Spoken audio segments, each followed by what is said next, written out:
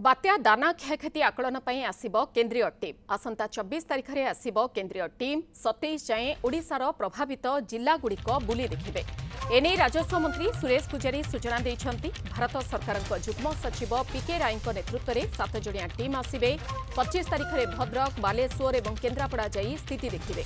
26 रे मुख्य शासन सचिव और वरिष्ठ अधिकारी आलोचना करिवे। राज्य सरकार क्षयक्षति आकलन रिपोर्ट देबे। केंद्रीय टीम रिपोर्ट आधार में केंद्र सरकार पक्षर सहायता राशि आसिब। प्रत्येक वर्ष प्राकृतिक विपर्ययर शिकार हेउथिबारु भित्तिभूमि क्षयक्षतिर स्थायी समाधान पई केंद्र को स्वतंत्र अर्थ मगाजिब। एने विशेषज्ञों सह आलोचना चलीछि। निकट अतीत ओडिशा रे जो विपर्यय आसिला बात्या रूप में जहाकू दाना भाव में नामित कराइतिला से बात्या एवं बात्या परवर्ती जो बन्या ओडिशार विभिन्न जिले में क्षयक्षति है तार अध्ययन करिया पई सेंट्रल टीम 24 डिग्री भुवनेश्वर में पहुंची। गृह मंत्रालय चिठी अनुसार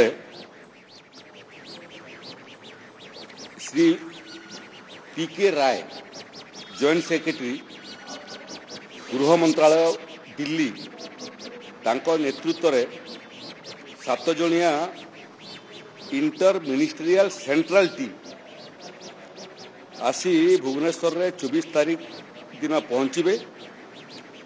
नवेम्बर 27 तारीख पर्यंत से माने ओडिशा रे रहिबे एवं